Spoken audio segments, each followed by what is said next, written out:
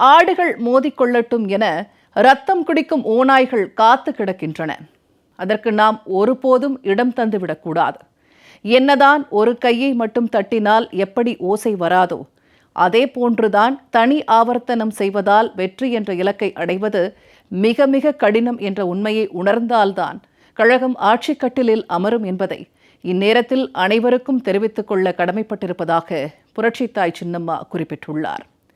ஊர் இரண்டு பட்டால் கூத்தாடிக்கு கொண்டாட்டம் என்ற பழமொழிக்கேற்ப திமுக இப்போது குளிர்காய்ந்து கொண்டிருக்கிறது.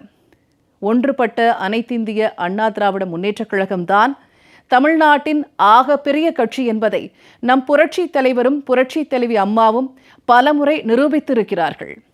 அந்த வலிமையை மீண்டும் நாம் பெற்றாக வேண்டும்.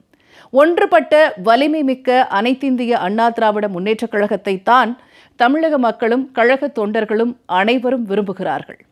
பல்வேறு கூட்டணி கட்சியினரும் இதைத்தான் விரும்புகின்றனர் என புரட்சித்தாய் சின்னம்மா தெரிவித்துள்ளார். அனைவரது விருப்பத்திற்கேற்ப ஒன்றுபட்ட வலிமை மிக்க அனைத்திந்திய அண்ணா திராவிட முன்னேற்றக் கழகம் என்ற அசுர பலத்துடன் வருகின்ற 2026 சட்டமன்ற தேர்தலை நாம் எதிர்கொண்டால் வெற்றி நிச்சயம். மீண்டும் கழக ஆட்சி அமைப்பது உறுதி என புரட்சித்தாய் சின்னம்மா திட்டவட்டமாக கூறியுள்ளார். கட்சியில் உள்ள முன்னோடிகள் முதல் கடைக்கோடி தொண்டர்கள் வரை ஒவ்வொருவரும் சிந்தியுங்கள்.